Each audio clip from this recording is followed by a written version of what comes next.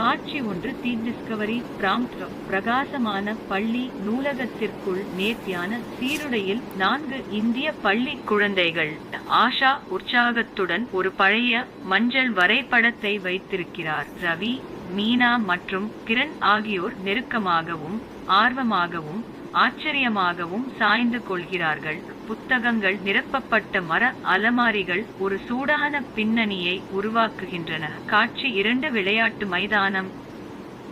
பாதை குறிப்பு 4 நண்பர்களும் இன்னும் சீருடையில் பழைய வரைபடத்தை வைத்திருக்கும் ஒரு சன்னி பள்ளி விளையாட்டு மைதானத்தின் குறுக்கே நடந்து செல்கின்றனர். பெரிய ஆலமரம் அதன் விளிம்பில் உயரமாக நிற்கிறது.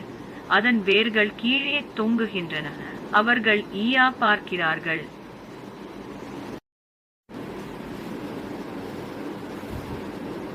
காட்சி 3 தி சீக்ரெட் டன்னல்.